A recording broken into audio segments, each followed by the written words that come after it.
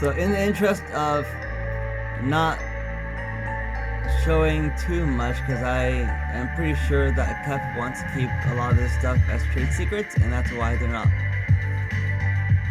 being as forthright as, I guess, they're being as forthright as they typically are.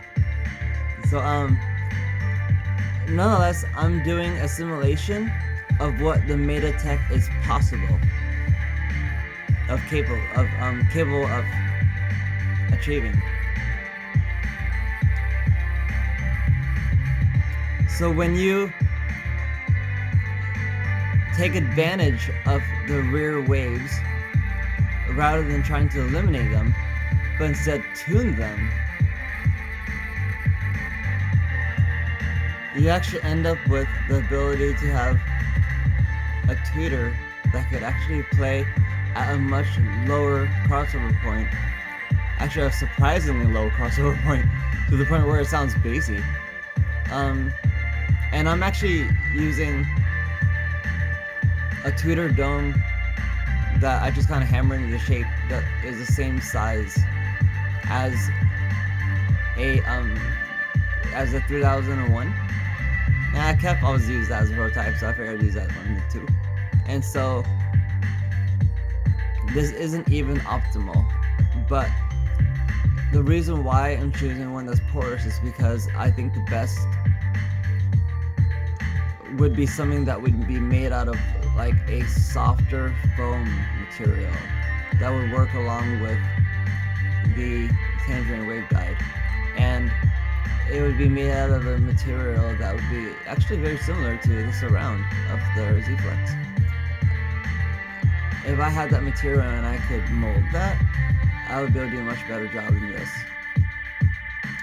But at this point, it still sounds pretty damn rad and is able to pull off some pretty clean low frequencies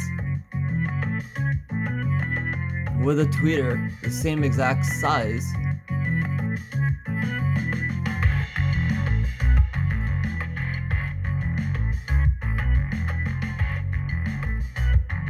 But it's just so much more resonant due to the fact that it can resonate. It could use the back chamber as a resonant chamber, which is tuned. So the purpose of the MetaTech isn't actually to clear the air, as I've shown in the recent video, because if the T series can side vent air and just eliminate it so clear that you could pipe it up to 100 watts and have no change in quality, then why would there be any reason to clear the rear of the tweeter at all? That is the most shallow, the largest dome, and has the lowest crossover rating or crossover point at 1.8. So that would probably have the most problems of all tweeters that KEF would have. I don't know if they make any kind of crazy industrial tweeters. I haven't really looked, but that would be most susceptible to any of the issues that MetaTech, as far as eliminating rear wave distortion, would be susceptible to. And that thing turned up to max doesn't change quality at all.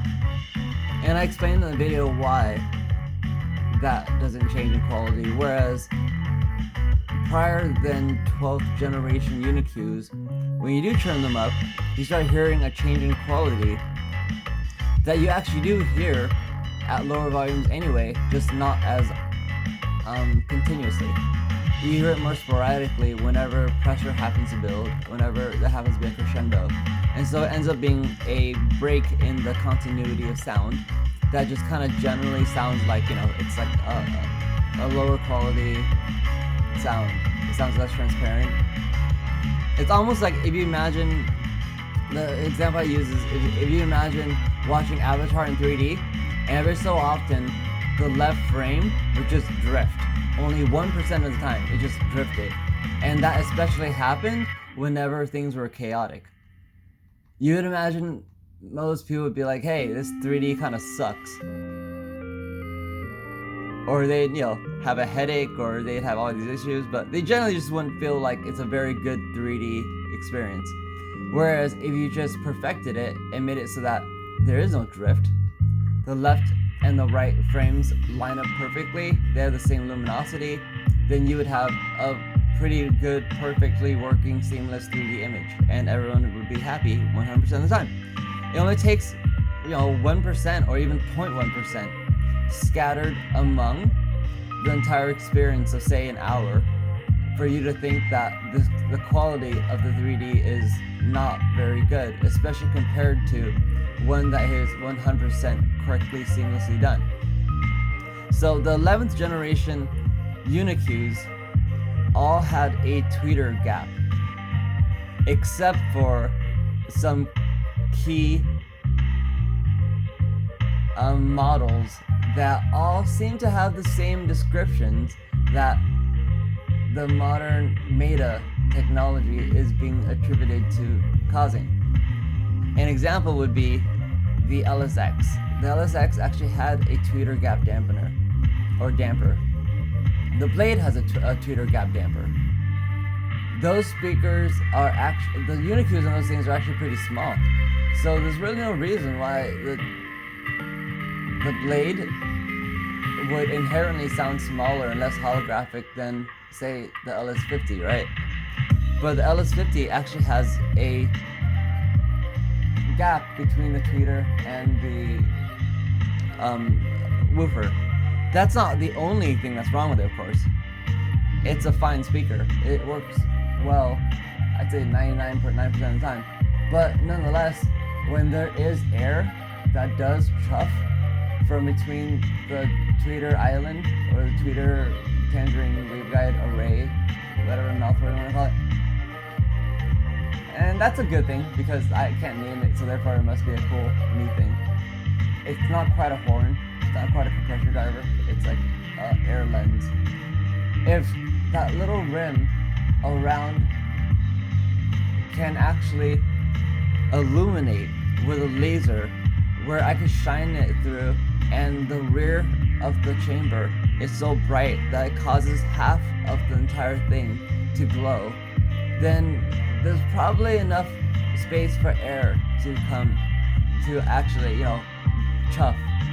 When air chuffs between the tweeter and the woofer, and you have the tweeter and the tweeter tangerine waveguide, which is specifically meant to equalize the pressure of the tweeter so that it actually expands equally across the entire surface dome, and then it uses the tweeter horn to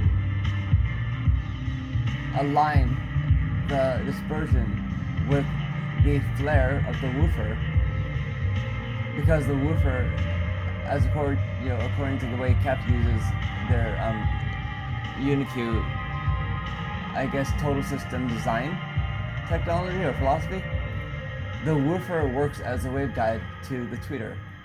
And you can hear that in action if you just stand in front of it about a foot and then kind of just like move to the right. You'll hear the tweeter. If you're on axis, if you're just about 12 inches away, you move just like, maybe just 1 foot to the side, you'll actually hear the sound from the tweeter migrate from the center to the woofer flare. Because the woofer flare has an angle that is meant to always be at least 90 degrees or wider, and it'll always have some sort of surface area that's facing you.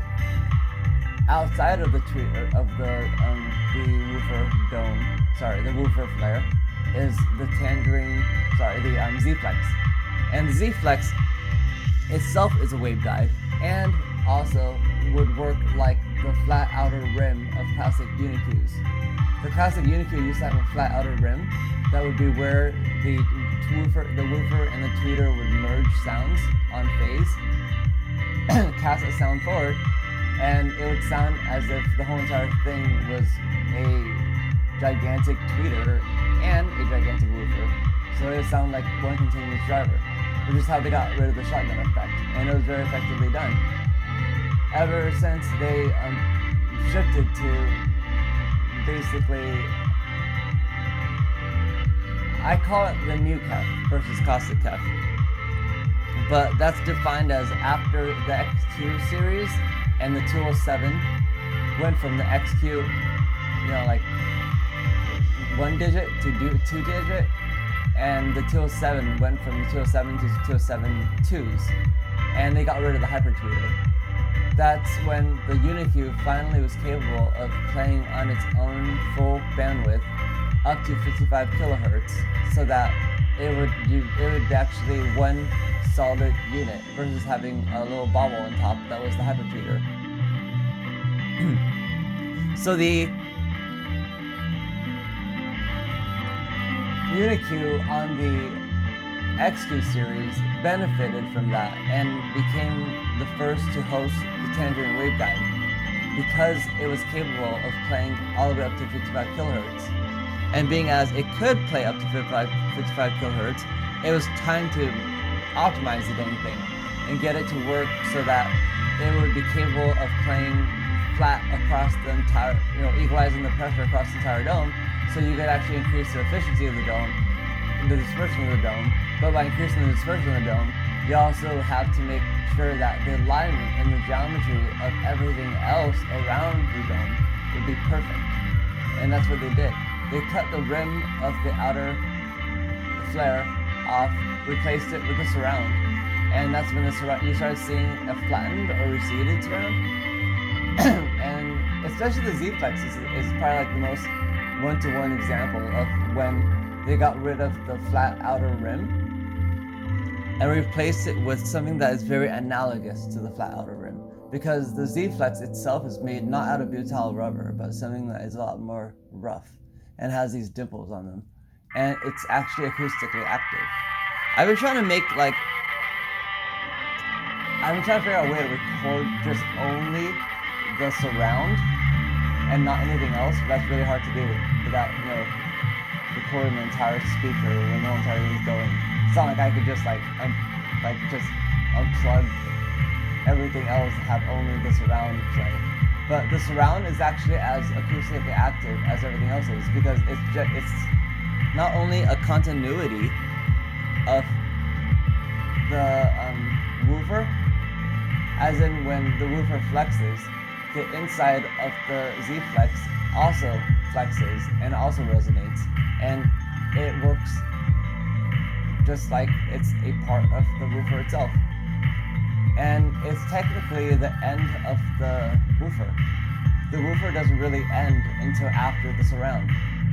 The last part of the surround is the most stable part of the surround, because that's kind of like the fulcrum, and being as that part doesn't flex, it allows it to serve as the waveguide that's stationary this time, so that when the tweeter rides its air current, when it sprawls in this air current and resonates outward, rides the flare, and then it strikes the Z-Flex surround, it's able to use the outer rim of the Z-Flex as a waveguide and as a resonance source, allowing for the tweeter and the waveguide, or woofer, which is what the woofer is to the tweeter, to sound like it's a gigantic tweeter, and allow for both the tweeter and the woofer to merge and create what sounds like a giant sound source. And you see this being used, I would actually say kind of pretty blatantly. Like, traditionally people would use horns, right? Like a square size horn. Klipsch did a lot of work optimizing the horn for the room, making it like the square shape and stuff, and the modern incarnations have been less of the traditional Klipsch, but it's been starting to be a lot more like JBL in a sense. But JBL started using this bow tie like waveguide, right? They all kind of do the same thing, but you are also started seeing this other style of waveguide, which is essentially if you were to take a KEF speaker and just disconnect the woofer and just make it stationary. That happens to be a very, very good waveguide. And you'll see that among the Rendals, among the Bucart speakers, and of course, wherever Andrew Jones goes, because Andrew Jones was one of the original engineers, and a lot of good information as far as like what KEF's really doing can actually come from Andrew Jones. because yeah, he doesn't work for the company anymore, and he just pretty much is like the master key to like making uniQs that are comparable to KEF uniQs, rather than like being like a Tonoi style uniQ. Not uniQ, a Tonoi style, I guess, coaxial. I don't know what they call it, but the Tonoi style coaxial uses something more like it uses a tulip, and those engineers went to fine, and those those are not called uniQs. I don't know what they call them. They're single point arrays. Use the same type of technology as the Tonois had. It's just like a modernized version of that, and they work for what they're good for what they are, and a lot of people like them. But I generally prefer the way that KEFs work a lot more, especially having like a lot more appreciation for how they work. If you look at the way that the Andrew Jones unifies work, it actually gives you a lot of clues, because you know that Andrew Jones knows what KEF's doing. So everything that Andrew Jones does is not an accident. When he adds like those little rings around the surround, he's not doing that just as a stylistic flourish. He's doing that for the same reason that there's a flare around the 3001, or there's a flare around the blade. There's a continuous surround, but the woofer itself, when it actually expands and contracts or pistons, it actually produces a little ridge, and that round ridge works to harness the diffraction of the tweeter, so that it ends up performing similarly to the Z-Flex, but it does it without need of something as large as a Z-Flex, because it has the contoured rubber silicone baffle mask. And if you can't get access to the way that works, just pick up a set of the 3001 SEs, and if you want help picking those up, because those range in quality a lot. If you get the silver ones, you're most likely to get the older variants, and they sound more shy and brittle. I have a video where I can show you how different they sound, because they actually changed there was as much work done after the second editions of the 3000 and X as probably between the whole entire 3000 series. I think that's because they actually pretty much finished. They wanted to rush to finish the 3001 SEs to get it in time to get it to, be ready to be ported to the Blade and LS series. But the technology that you find in the latest generation of the matching set of the 3001 SEs, you could pretty much do a 101 comparison between that and the Blade and the LS series. I mean, they both even have the same exact crossover frequency of 2.2 kilohertz and 52 hertz at the port, which is, not a coincidence.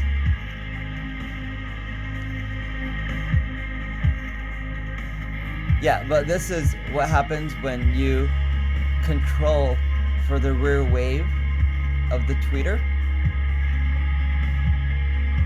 and you actually allow it to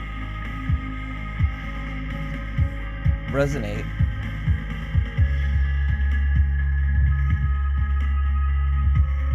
So the rear chamber of the tweeter itself can actually be used, and the cavity that's been expanded into more of like a tapered shape allows it to be a lot more acoustically even, so that it can actually produce a much wider